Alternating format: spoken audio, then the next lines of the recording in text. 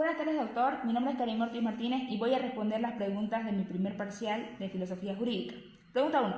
¿Cuáles son los criterios para valorar una norma jurídica? Los criterios para valorar una norma jurídica son la validez, la eficacia y la utilidad práctica. La validez porque una norma tiene que ser tiene que cumplir tanto requisitos de forma como de fondo, es decir, que tiene que estar bien estructurada, tiene que tener un carácter general, tiene que ser aplicada por todos y ser comprendida por todos, pero también tiene que tener un carácter sancionador, por eso debe ser válida, ¿no? Debe ser eficaz porque debe ser respetada por los demás, pero también tiene que cumplir su finalidad. Si decimos que está mal matar, bueno, pues esa ley debe garantizar de que haya menos asesinatos, ¿no? Debe cumplir su objetivo, cumplir con su finalidad.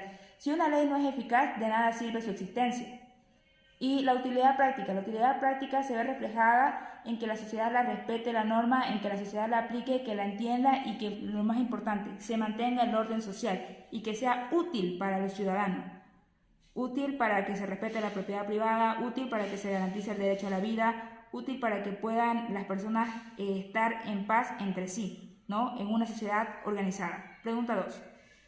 ¿Qué es lo esencial en el caso de la filosofía en el derecho? Lo esencial en el caso de la filosofía es cuestionar, es justificar la existencia de una norma. Lo que hace la filosofía es introducir conceptos al derecho. Por ejemplo, ¿qué es el bien? ¿Qué es el mal? ¿Por qué se deben crear las leyes? ¿Por qué es necesario que se cree una constitución? Entonces, lo que hace la filosofía es cuestionar, por eso es que es antes del derecho, porque justifica la existencia de una norma. Antes de que se creen leyes, debemos saber por qué la estamos creando y para qué la estamos creando.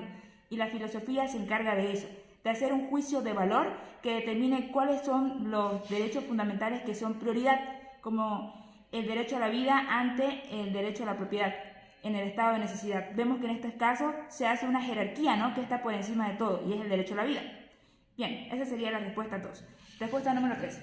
¿En qué consisten los principales problemas que identifica la filosofía en el derecho? Bien, los principales problemas que identifica la filosofía es básicamente la aplicación práctica o ineficiente de las normas, ¿no? Lo que hace la filosofía, los problemas de la filosofía es básicamente buscar soluciones, pero buscar soluciones a través de cuestionamientos, de juicios de valor que nos permitan proteger esto de manera práctica a través de las normas, pero estas normas tienen que estar estructuradas y pensadas en de qué manera podemos resolver estos problemas.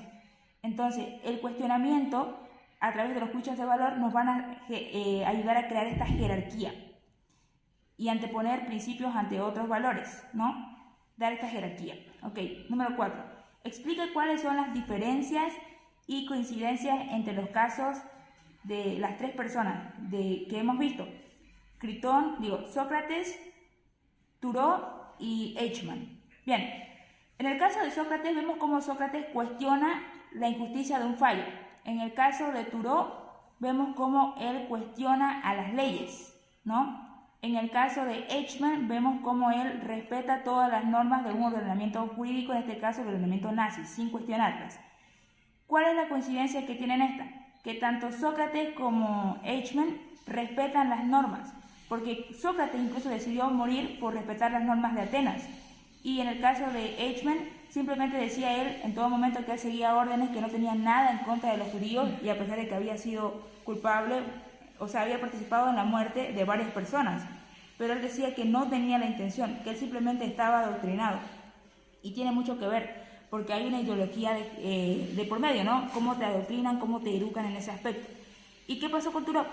Thoreau, a diferencia de estos dos, cuestionaba y decía de que las leyes no deben ser aplicadas cuando atentan contra la libertad individual de cada persona, y que debe ponerse por encima de las leyes el bienestar de los individuos, ¿no? Por eso decía que a él lo veía absurdo pagar impuestos para financiar una guerra cuando los ciudadanos no están de acuerdo con ello. Entonces anteponía primero los derechos individuales por encima de las leyes o por encima del gobierno incluso, porque era anarquista. Bien, ahora la pregunta 5. ¿Para qué sirve el derecho? El derecho sirve básicamente para organizar la sociedad y garantizar la convivencia pacífica. Vemos que existen diferentes modelos de Estado. estados unitarios, estados federales, ¿no? Estados con monarquías absolutistas y también parlamentarias. Pero vemos que todos tienen en común que hay un respeto hacia las normas, cada una con sus distintas tradiciones, pero hay un respeto. ¿Por qué? Porque lo que se busca es garantizar la paz social entre las sociedades a través de normas en base a derechos y valores fundamentales que cada uno tiene. Por ejemplo, podemos decir que un derecho fundamental que tiene acá en Bolivia y en todas partes del mundo es el derecho a la propiedad, ¿no? Pero ¿cómo llegaron a ese razonamiento?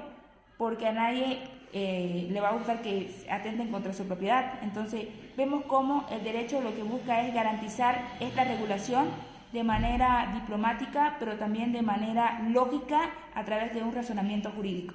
Gracias.